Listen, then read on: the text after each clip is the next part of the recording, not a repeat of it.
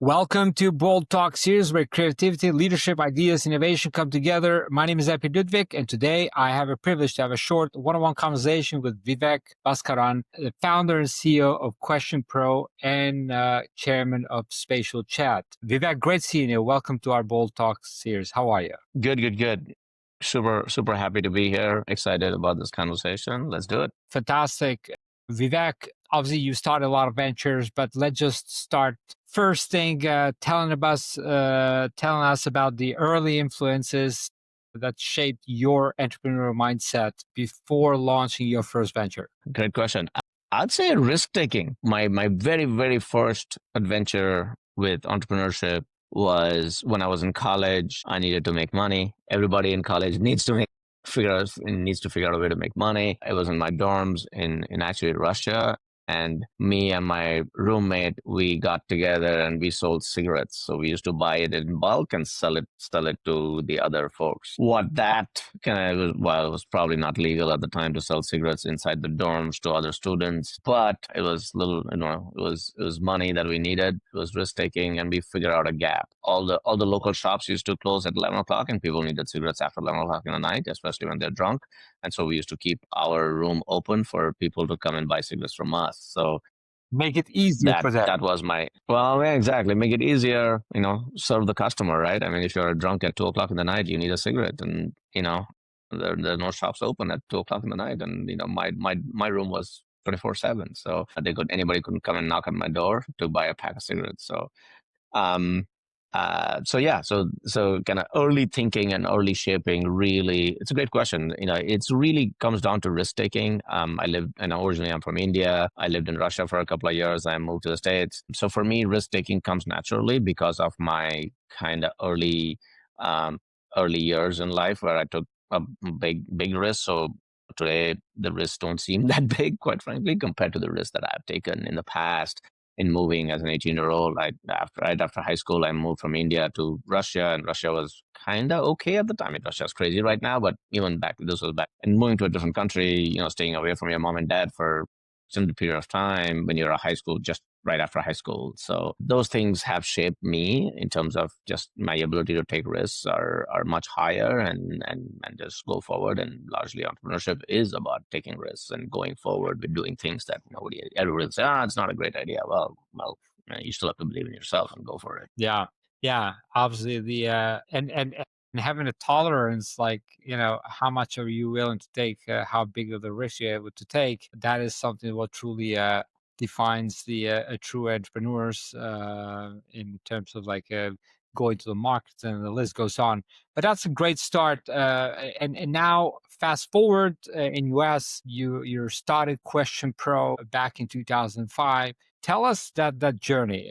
What gave you the confidence to take the leap into founding QuestionPro, and what does QuestionPro do? Absolutely. I'll tell you a story.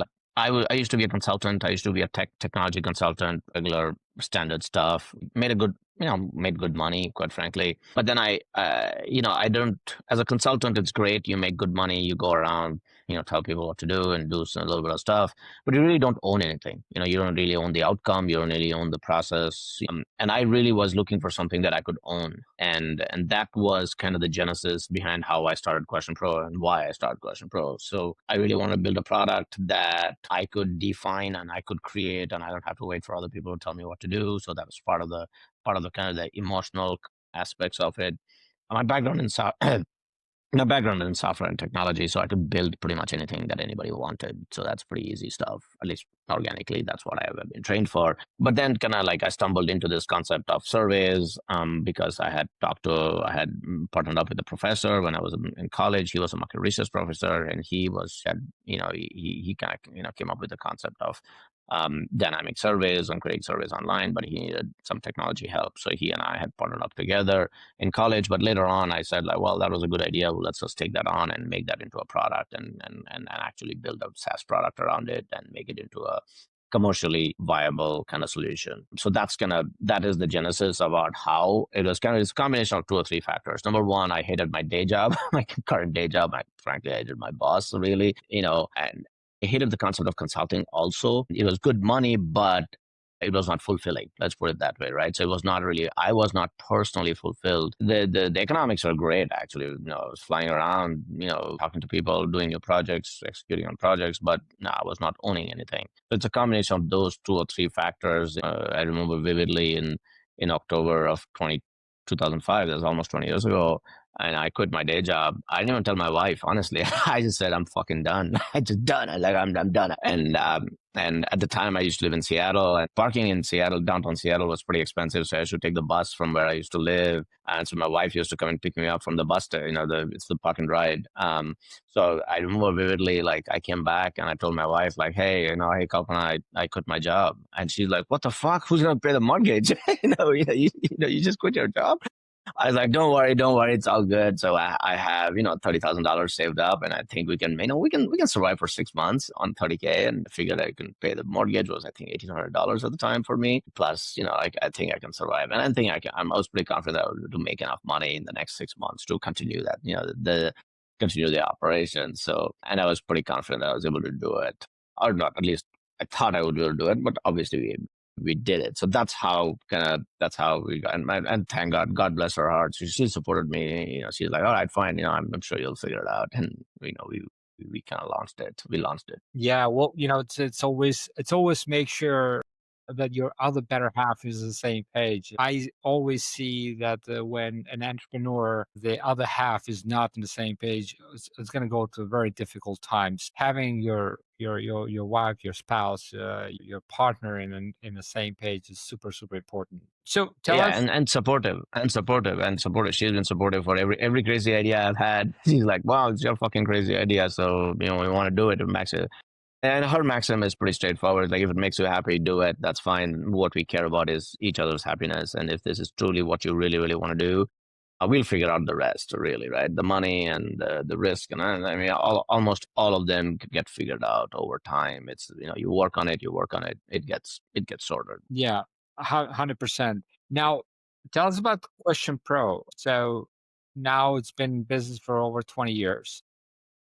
Yep. What problem you're solving with Question Pro? Absolutely. So at QuestionPro, we look at we serve three different constituents, three kind of related but different constituents. Number one is consumer insights and market research. So there are folks who are trying to figure out, what to do next. Starbucks wants to launch the green version of the Frappuccino or something like that. So they want to figure out, do some research, like how do you price it, and we serve into that community. We we have tools and technology for qualitative research, quantitative research, and now even with AI-based synthetic research, really, right? So that's kind of the tools, set of tools and functionality and capability set that we offer to the market research and insights kind of space.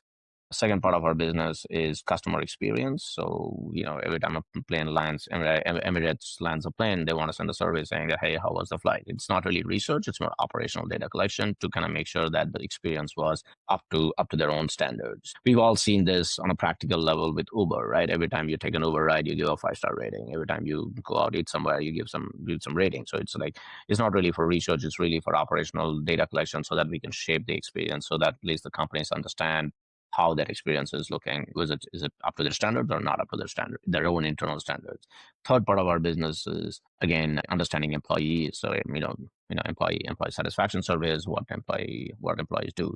So we really look at kind of measuring experience as our core kind of mission, whether it's from the market, from the customers, or from employees. So there are three different ways we look at it and say, this is what the market is telling, who are non-customers, where the customers are saying, and then here the employees are saying. So if you get that holistic picture between the three of them, you get, you improve your business, you improve your profitability, revenue, margins, everything else. So that's the core to our mission. So obviously you're collecting a lot of that sensitive data. Obviously you don't have it, but you're serving as a pipeline that you're moving that sensitive data to your customers. How do you balance speed of innovation with the need for security and compliance, especially with your platform? Absolutely. I mean, speed of innovation for technology is always there, right? The faster you innovate, the faster you move, the faster you execute at scale is what people are paying us to do, to be honest, right? That's the way I look at it. My charter is people are paying us to bring technology innovations to them, literally, right? That's what SaaS companies are. That's what technology companies are, really, right? We are enablers, but we are also accelerators of systems. So that, in my mind, is already there. Then the question around kind of, data security and operational security and all that stuff, in my mind, is a kind of a separate, not maybe a separate, but orthogonal construct. Like, independent of any technology company will have the same set of parameters, right? I mean, they're collecting data, they have data. So most companies have data, either proprietary or unproprietary, or collected or offered or inferred. So to me, like, this is kind of like par for the course. For example, when GDPR came out, GDPR is pretty old right now. But you and I are old guys. We knew when GDPR came out, it was a big deal. We kind of, we leaned into it and was like, all right, we gotta, even before GDPR came out, we opened up our data centers in Europe. Most companies at the time were, today everybody does it. Most SaaS companies do it. And not only that, then as we saw the world evolving, each country wanted data centers in their own country because of various we saw a regulatory regime coming in. So Singapore has its own requirements, especially governments of Singapore want towards its own data center. Same thing. It's no different in Saudi Arabia and Dubai than Australia.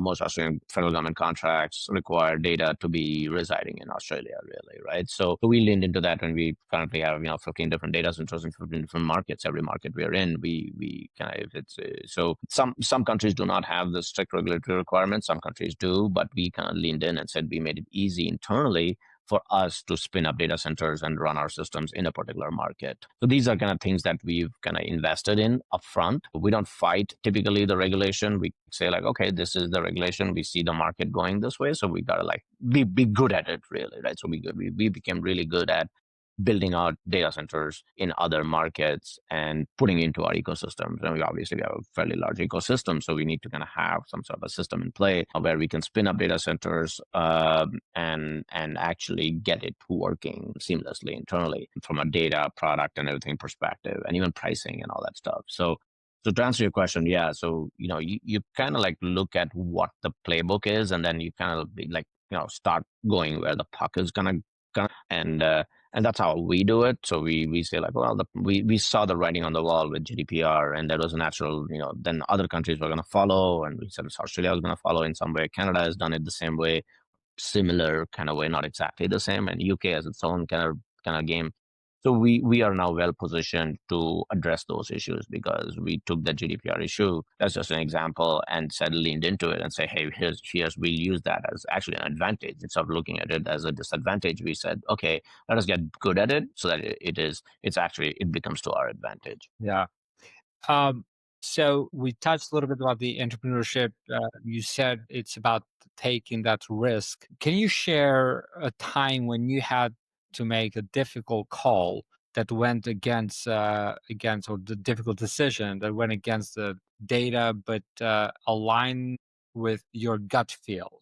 I'm a strong believer that the spirit makes a much better decision than the mind. There you go. There you go. That's a good one. I should remember that. The spirit, that's a great way of describing it. Yeah, thanks, really, right? So let me think. We made a big mistake back in, I think in theory, everything was right. I'll talk a little bit about the mistake that I made back in 2000. So when I started QuestionPro in 2005, we grew it pretty rapidly from 2005 to about 2010. We went from like literally $0 to about $3.5-4 million in 2010. And then I kind of made a tactical, and I would even probably play a strategic error in terms of branding and positioning. So we wanted to go up market into the enterprise, really, right? So we want to go, obviously. And so I ended up creating a new brand for QuestionPro called Survey Analytics, and almost a new company, and say like, hey, this is the enterprise business and this is the non-enterprise business. That's the way I thought about it. They're two different businesses. So I almost created two different products and two different businesses and two different product lines and two different names. Most importantly, the branding issue, right? Two different names. Right? At the time, we don't have it anymore. At the time, it was called Survey Analytics, and that created a lot of. In theory, that kind of made sense, right? Like, okay, you have Toyota, Lexus, kind of shit, but the reality is those things only matter in hindsight, obviously, every 2020 for products and items that people got personally associated with. The brand is like, so it makes sense for, a car or everything else that you are really personally, but not for like productivity software or business software, really, right? So that was a huge mistake in hindsight, but we kind of went with it for about 4 years, and then that dissipated our energy. Now we have two different products, two different kind of teams, two different things going on, and there was confusion between them, and then there was some confusion in the marketplace too, and all that stuff. And I think in hindsight, if I were to kind of like, and then in 2015, we realized, oh shit, last 5 years we fucked up, literally, right? So it's like, oh shit, this is a bad idea.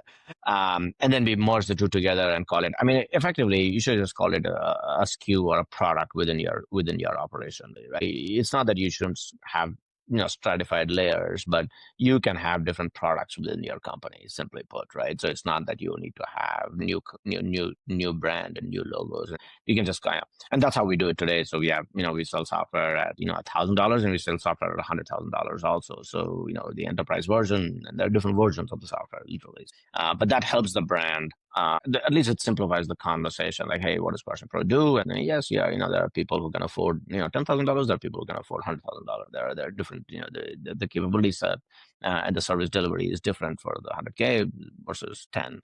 So you don't need to have different brands. I think there's this big debate between house of brands versus kind of singular brand, and and at least for B2B software, I think a simplified single brand is what almost everybody has agreed to right now. It's not just me, but a lot of people have gone through this iteration. So I think that was one of the big mistakes that I made back in 2010, and then we corrected it in 2015. And that was what? Probably like, was your mind, you did not listen to a gut that much? Or was your gut was telling you an opposite? Or? I think I wanted to, I don't know whether this is an example of the gut versus the data. Like, I really want to get into the enterprise. I did not think through the issues that would happen, the downsides effect of having two different brands and two different companies. I thought that was the right thing to do at that time. Obviously, I wouldn't do it if I really did not think about it that way. So I'm not sure that it really answers the question, but at least it gives perspective around, even if you make a mistake in the gut,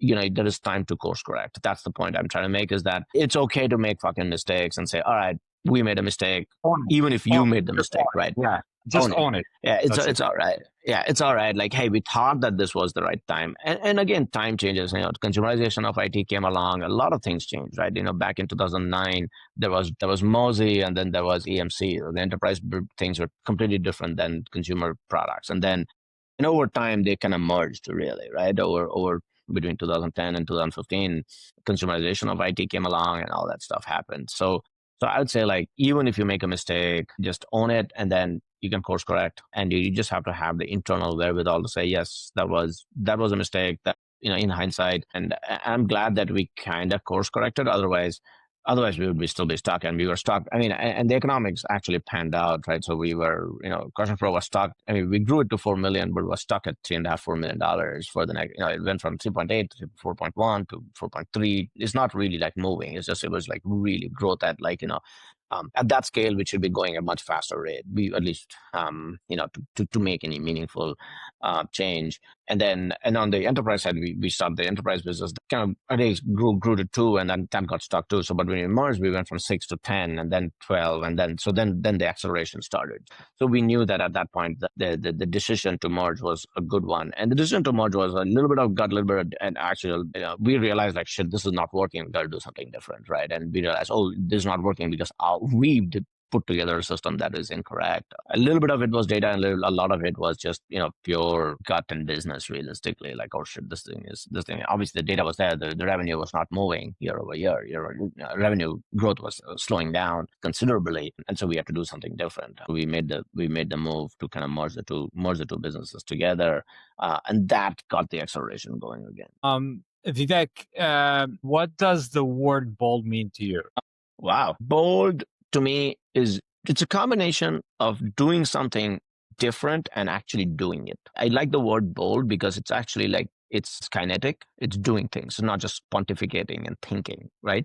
And then obviously also the direction of bold is, doing something that nobody else has done, or doing things differently. So to me, like, that is what is interesting. That is what, in my mind, that is innovation. That is what, doing things differently and actually doing it, and not saying that, hey man, this has not been done before, or this is the way to do it, this is what we used to do. And so, one of my friends, he has a pretty good saying, like, everybody says it cannot be done till somebody does it.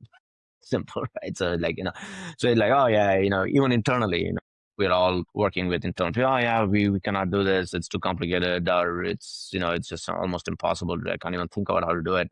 Till somebody walks in and says, "Yeah, I just did it over the weekend," or "I just did this thing on the last week. I just took a hobby project and I got this thing done." I was like, "Oh fuck!" Right? So that is the to me that is at least my kind of when I see bold, I'm like, okay, nobody's done it, and you're doing it, and it's actually done, or it's actually the kinetic part of it is not just pontificating about it, but actually doing it in terms of doing it, so that's at least my kind of answer of Yeah, bold. completely get you. So in terms like thinking about what a lot of people think the impossible, going for that I am possible, you're making that decision, you're doing it I had to go on. without thinking it, right? You just do it. Yep. Vivek, so great to see you. Thanks for joining me this Bold Talk series. Hopefully we get to see each other soon, either in person Absolutely. or online. Make it a great summer and be great and be bold always. Take care. Thank you. Thank you, Epi.